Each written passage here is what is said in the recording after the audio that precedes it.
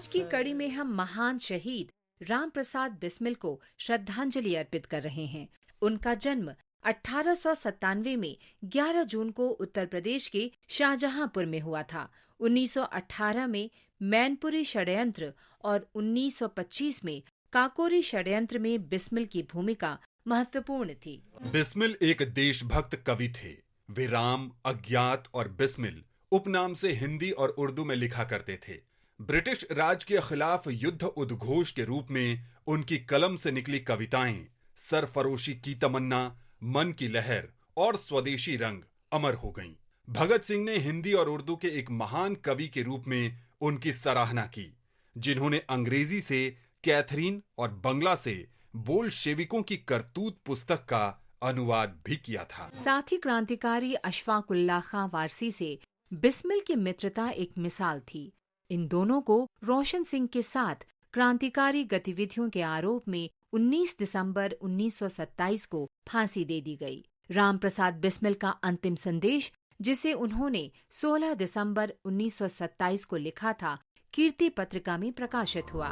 फांसी का समय 19 दिसंबर सुबह 6:30 बजे तय हुआ है। चिंता की कोई बात नहीं। ईश्वर की कृपा से मैं फिर जन्म लूंगा, बार बार जन्म लूंगा। मेरा लक्ष्य होगा विश्व के लिए पूरी स्वतंत्रता सुनिश्चित करना। ये सुनिश्चित करना कि प्रकृति के उपहारों में सबकी समान साझेदारी हो और कोई भी दूसरों पर शासन न करे। प्रत्येक स्थान पर लोगों की लोकतांत्रिक संस्थाएं हों। देशवासियों से मेरा केवल एक अनुरोध है कि हमारी मौत पर यदि उन्हें जरा सा भी दुख हो तो उन्हें किसी भी तरह हिंदू मुस्लिम एकता और भाईचारा स्थापित करना होगा। यही हमारी अंतिम इच्छा है और यही हमारा स्मृति चिन्ह भी रहेगा। जो कुछ मैं कह रहा हूं वही अशफाक उल्लाह खां वारसी का भी कहना है।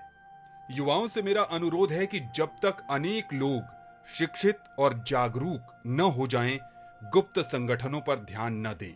यदि देश की सेवा करने की इच्छा है तो खुले रूप से काम करें। केवल सैद्धांतिक बातें सुनकर और कल्पना लोक में विचरण कर उन्हें अपने जीवन को कठिनाई में नहीं डालना चाहिए। आज हम स्वतंत्रता सेनानी रुद्र प्रताप सिंह का भी स्मरण कर रहे हैं, जिन्हें व्यक्तिगत सत्याग्रह में भाग लेने के कारण 11 जून 1941 को गिरफ्तार किया गया था। रुद्र प्रताप सिंह का जन्म मध्य प्रदेश के जिला नरसिंहपुर में 1916 में हुआ था। उन्हें सत्याग्रह में भाग लेने के कारण डिफेंस ऑफ इंडिया रूल के तहत 6 महीने के कारावास की सजा दी गई। इसके बाद फिर भारत छोड़ो आंदोलन में भाग लेने पर उन्हें कैद कर लिया गया और जून 1943 से मार्च 1945 के बीच नरसिंहपुर, नागपुर और जबलपुर की जेलों में रखा गया। हिरासत में मौत के आरोपों से बचने के लिए उन्हें रिहा कर दिया गया, लेकिन रिहाई के तुरंत बाद यातनाओं की वजह से जर्जर हो चुके स्वास्थ्य के कारण उनकी मृत्यु हो गई। आज हम शहीद सिकंदर का भी स्मरण कर रहे हैं, जिन्होंने 1857 की आजादी की पहली लड़ाई में भाग लिया था। सिकंदर ने कंपनी शासन के खिलाफ विरोध में भाग लिया और अन्य लोगों को भी आंदोलनकारियों का साथ देने के लिए प्रेरित किया।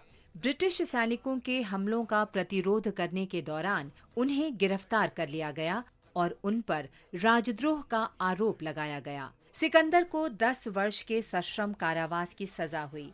अंडमान द्वीप में कारावास में ही 11 जून 1859 को उनकी मृत्यु हो गई। स्वदेश की माटी के इस महान सपूत को हमारा नमन।